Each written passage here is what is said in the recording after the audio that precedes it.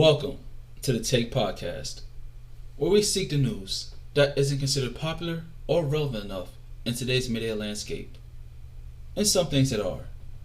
World news and topics from all continents, yes, even Antarctica, ranging from environmental, culture, politics, history, and economics. With that being said, I'd also like to give a shout out to a conscious hip hop artist from Wisconsin by the name of Waterstyle.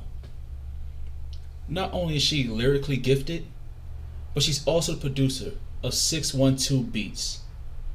So, thank you, Waterstyle, for what you contribute to the culture and definitely to the excellent music that people will be hearing right here on the Take Podcast and also on Patreon. So without further ado, let's jump into this episode. And as always, feel free to reach out and keep this an interactive experience. Ladies and gentlemen, welcome back to the Take Podcast with your host, Sean D. James. And as this week's title says, we'll be focusing on bodily protection. You can consider this somewhat of a follow-up to last week's episode of gun violence or violence. Only difference here pretty much is going to be a lack of extremely strong language. Yeah, you can say I get a little bit passionate when it comes to the gun laws here in the United States. If you haven't heard that episode, give it a listen. Now, moving forward, let's focus on this bodily protection, the key to one's survival. From body armor to personal armor, bulletproof armor, and cult of armor, protection has always been a key to one's survival, whether in sports, combat, or simply being in a high-level work environment. Protection equals safety.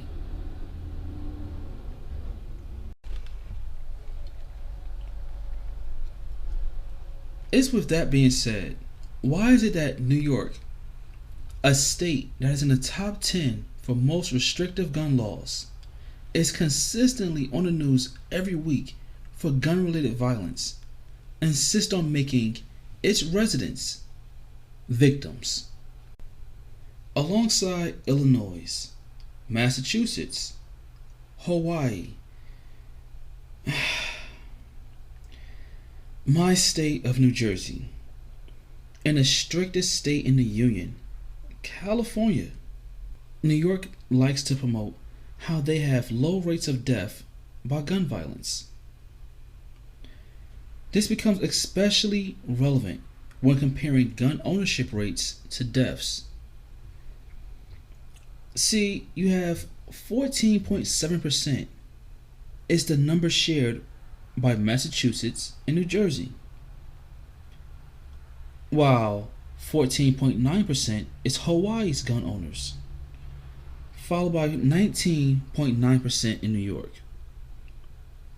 But the death rate, see, that's what helps to keep these four joined at the hip, with Massachusetts being number 2 in lowest rates of death with gun-related violence in the Union at 3.46% per 100,000 people. New York and Hawaii share a 4.03%, with New Jersey bringing up the rear at 4.75% per 100,000 people. And this is where I take issue with these laws. It's not only a restriction on guns and your right to carry a gun, but see, they made sure to add body armor as well. Well, why would they do that? Simple. As a result of the Buffalo shooting. Yeah, the Buffalo shooting made them go, oh no, we can't allow people to walk around with, concealed carry for their protection. If something like this was to happen again, or even have, body armor, that would just be irresponsible of us. Funny thing is, the wording they used didn't count towards the armor used by the shooter in that event. Yeah. You want to restrict what the people can use for their protection based off of what a mentally disturbed, mentally molded killer. I say mentally molded because that's what he was. He was molded in the image of that. A killer for a bullshit cause. Now, if you want to, question me on it, hey, we could go back and forth on that. I'm all ears. You have the links. They're provided right in the show notes, right there in the description. You can reach out to me whether you choose email, Twitter, the Wisdom app. By all means, you can reach out. Patreon's always there too. But this individual came, did what he wanted to do, got taken into custody, and you decided to use your authority to create new laws based off of what he chose to commit his act of violence. His evil act of violence. I'm trying real hard not to curse this episode. I really am. But this Celsius energy drink mixed with this 1800 pineapple tequila making it a little difficult here. Yeah. Try to keep that restraint. So, lo and behold, New Jersey wanted to follow suit. Except they made sure to count both soft and hard shell armor. Yeah. Leave it to Jersey to be the better state when it comes to politics. When I say soft and hard, I'm referring to the type of material used in your vest. Soft shell is what you see security, police, and private guards. Yeah. Like I need an escort service. Not that kind of escort service. But the kind for your protection because you may be a celebrity or a politician. That kind of private guards. That's what you see them wear. Opposed to that of the military, SWAT teams, or PMCs, which are private military contractors. Yeah, that's who wear hard plate armor for their protection, since it's a little bit better than soft shell, as it can withstand higher caliber of bullets. Now, while you might see a soft shell and a hard plate, have the same grade rating, depending on what country you're in, might be a little variations. The hard plate, I would say, is better because that blunt force trauma, that impact, it's going to make all the difference when you got that hard steel plate. Depending on the material it's made from, especially if you have the trauma pads inside your plate carrier, or what people may know as a bulletproof vest. When you put that extra padding behind it, you reduce that bulge that can pop through the back of the vest and back of that plate with inside the vest and feel it against your body. Personally, the military never appealed to me, except for the Air Force, which seemed rather interesting. Just, I think it was when I took a pilot test with my boy. He was doing flight school and everything. He's like, "Oh, yeah, you should take the pre-test with me to see how you would do." And I scored higher than him. Yet I know nothing about flying planes. It just seemed the test mathematically and the mapping, like for geography, just caught my mind, and I was like, "That's not the right answer." It just appeals to me. That is the right answers right here. And he just looked at me like, "I hate you. I hate you and your math skills." And I'm like, "Bruh, it just calls to me. It's just calling." Like, it was a good laugh, but that's the reason why the Air Force actually appealed to me out of all the branches of the military. But had I known of PMCs, well, let's just say my interest would have been piqued. After high school, I might have changed my mind on things. Yep, this is a random sidebar there.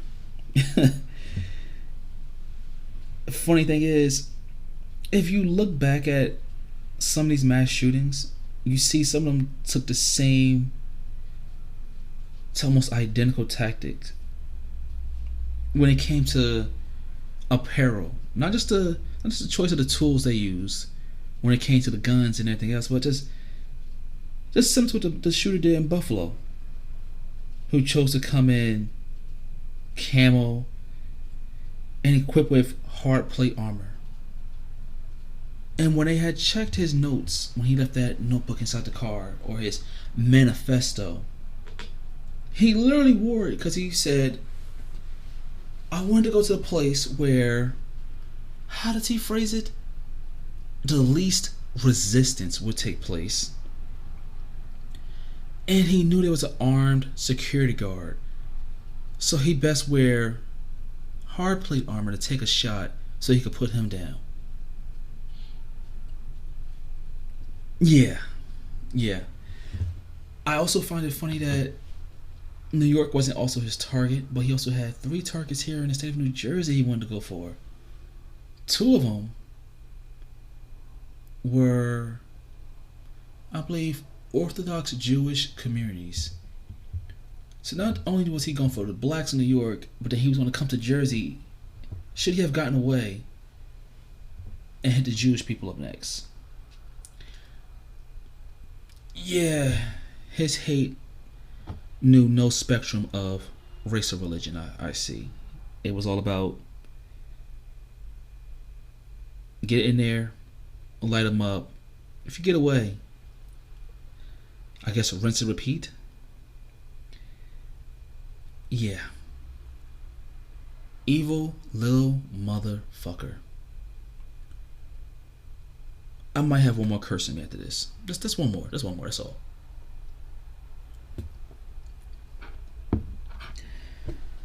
So, like I said, New Jersey chose to follow suit of New York.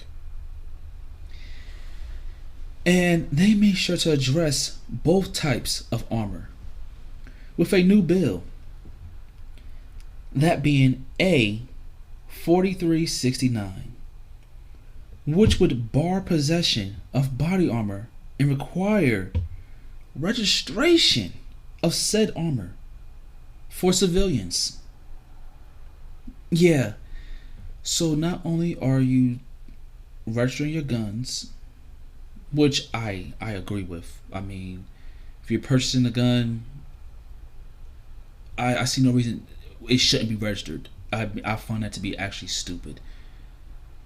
To be like, oh, he had an unregistered firearm. What?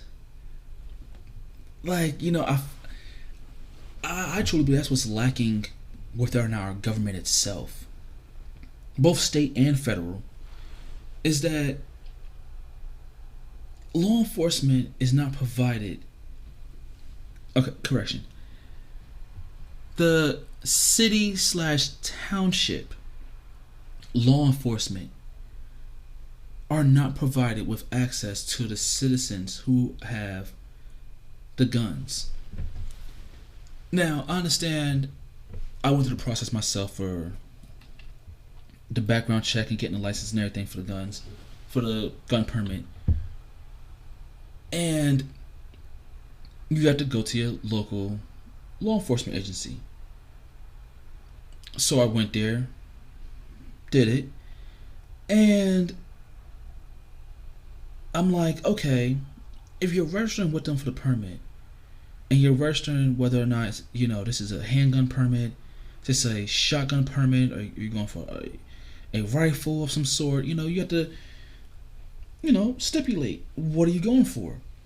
So it blows my mind every time when law enforcement gets called to the scene of a crime, and it's like, oh, this person has a gun, and they have the address they're going to. Why is it never like, hey, this person they're registered with a handgun at this location? The victim that called said they had a shotgun. The victim called said they had an assault rifle. They're gonna say assault rifle over the intercoms, over their radio. They're gonna say it. So then I can understand when they're like, oh, it's an unregistered weapon. Okay, boom. We know this person is supposed to have a shotgun and a handgun, yet the person said they had a rifle. Okay, so now we know we have at least a minimum of 3 guns on the scene. Should this person, run back in their house and maybe try to barricade themselves? Yeah, you never hear this stuff. If somebody, has a video of when this has been said, by all means, send it to me. Because I have yet to see a video, to my recollection, where somebody just goes, yeah, they have this gun and that gun registered. Okay, no problem. Now, if you have a video, even if it's out of my country, if it's in your country, by all means, send it, because I would love to see that communication. Just for my peace of mind, I would love to see that. But when you turn around and say, we need you to register your body armor, well, see, that for me becomes an issue. Because now, the way I take it is you see me as a threat.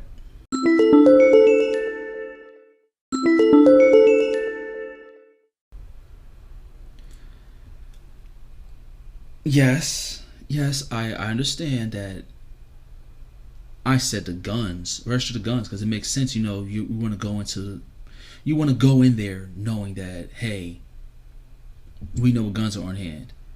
But then to go and be like, hey, we didn't know this person had body armor too. What the hell? Oh, he's taking shot. He could eat all our bullets. I see how that can be the argument. I truly do. I see that could be the argument. My problem is, if somebody's called to the scene of, let's say, a domestic dispute, it's holiday season right now. We're coming up on Christmas, and let's say there's some family members who actually don't get along, but they're trying to keep things civil for everybody else's sake. Let's just call it how it is. Most likely the liquor hit, loosened up a little bit, and they said, screw it. That's why I hate you. Da, da, da, da, da. Argument takes place, and there was a fight. And this residence is not registered for a gun, but they're registered for body armor. Okay. Now you almost treat the people on scene as full-blown hostiles. Now you're creating a sense of not false danger, but you're taking the officer's mindset to a higher threat level than needs to be. Because now it creates a sense of, there's a vest here, they have 5 vests registered. Who the hell needs 5 vests? Well, let's see, there's the father made sure he had one for him and the wife. You know, let's say they have one child, but decide to make sure, hey, you never know, something might happen outside the home. Let's have one vest in each car. Thinking ahead. I'm just saying, you gotta think ahead. So now the police show up on scene and go, well, we know there's 5 vests here. There was a dispute. There's family members that don't live at the residence there, which means one of them might have an unregistered weapon on them. Worst case scenarios, just gotta throw it out there. And they might actually got their hand on a vest or know what said vest is in the home. And now we might have a situation. Sir, why is there a vest in your car? You get pulled over for speeding. Oh, it's for my protection. Is that registered? No. Sir, step out the car. We need to search the car now for firearms. Like, what? We need to search for weapons. Is there any weapons, any paraphernalia? It's like, it creates almost a pretext to treating law-abiding citizens as criminals.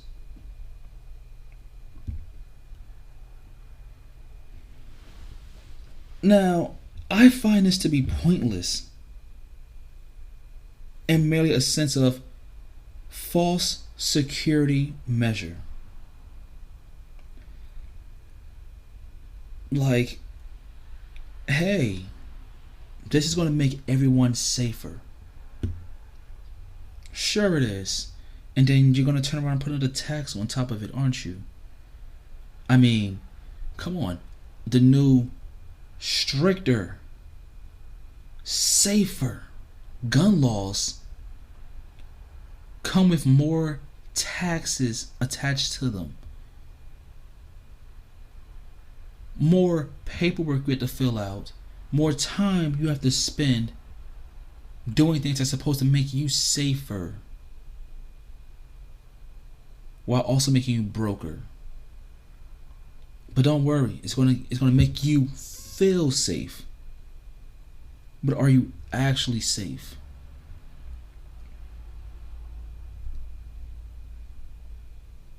I mean, people think they're safe. They feel safe, therefore they are safe.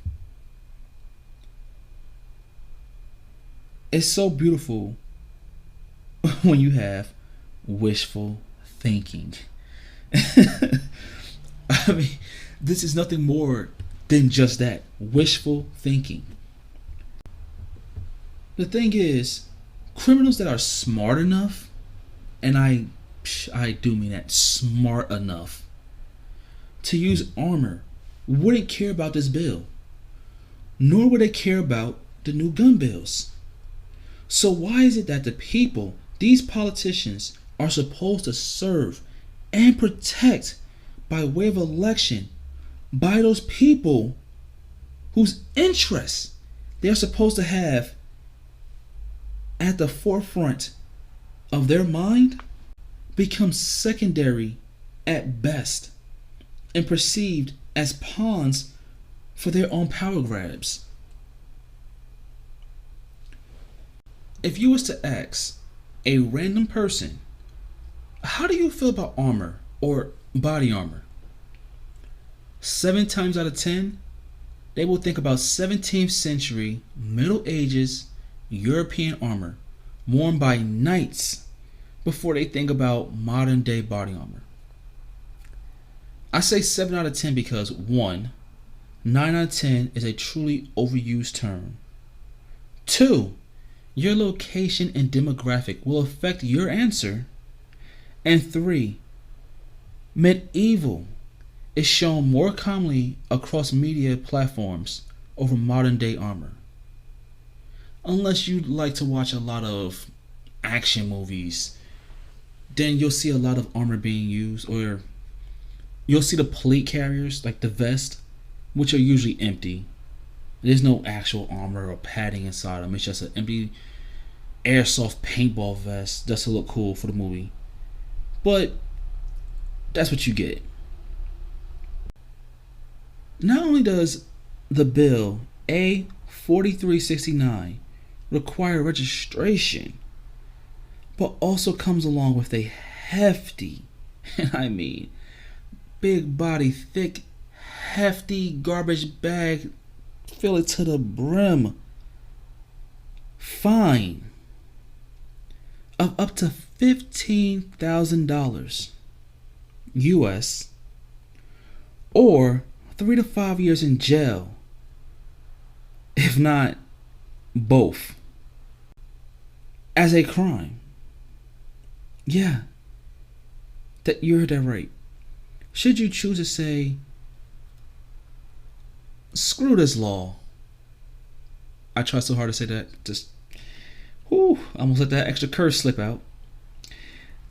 But yes, if you choose to say, screw this law, well, at the max, you're going to be looking at $15,000 and 5 years in jail for a third-degree crime. Yeah. You mean to tell me that's what I could be looking at? A criminal record for wanting to protect myself. A criminal record for wanting to protect my family, friends, your loved ones can get you 5 years in jail for wanting to protect them. And this is not involving having a gun or a knife. This is literally just wearing protection. I mean, this isn't Argentina, Thailand, Australia, or New Zealand, where it is illegal to own body armor of any type without a license. No, this is New Jersey, the third state, a part of the original 13 states. Top 3, baby. Let's go. We still getting a medal. I don't care if it's bronze. I was on that podium. Let's go. Yeah, that state. Yet we're acting as one of these 4 countries. Wow. So, if you have the opportunity to protect yourself, do so. Whether it be owning a firearm, body armor, knife, crossbow, hell, or a form of martial arts, learn to protect yourself and yours. Learn to become comfortable and educate yourself to the best of your ability. In the words of one Mr. Corleone Noir, at the end of the day, you are your own best defense. True words spoken by a great man. Because whether the end of the day is sunset or sunrise for you, depending on what your work schedule looks like, you are your own best defense. Because it takes time for help to come, if they show up at all. I mean, once again, depending on your location, demographic, that affects how soon law enforcement shows up, let alone emergency services just to help if it's too late for law enforcement to do what they need to do, and you or someone you know, hell, even a stranger has been victimized, and you're there. Maybe a while. Maybe better off just, driving that person to the hospital yourself. Just saying.